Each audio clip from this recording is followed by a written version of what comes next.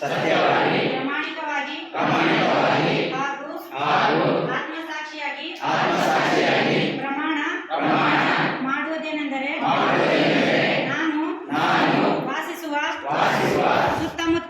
ಸುತ್ತಮುತ್ತಲಿನ ಪ್ರದೇಶ ಹಾಗೂ ನಾನು ಕೆಲಸ ಮಾಡುವ ಸ್ಥಳದಲ್ಲಿ ಯಾವುದೇ ಬಾಲಕಾರ್ಮಿಕರು ಕಂಡು ಬಂದಲ್ಲಿ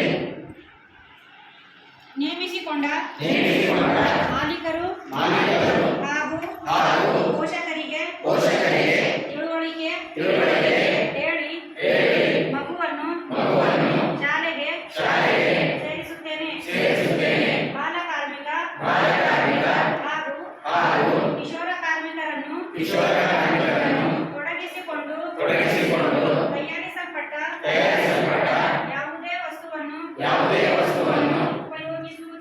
ಉಪಯೋಗಿಸುವುದಿಲ್ಲ ಮತ್ತು ಬಾಲಕಾರ್ಮಿಕ ಹಾಗೂ ಕಿಶೋರ ಕಾರ್ಮಿಕರ ಸೇವೆಯನ್ನು ಪಡೆಯುವುದಿಲ್ಲವೆಂದು ವಿಶ್ವ ಬಾಲಕಾರ್ಮಿಕ ವಿರೋಧಿ ದಿನವಾದ ಇಂದು ಪ್ರಮಾಣ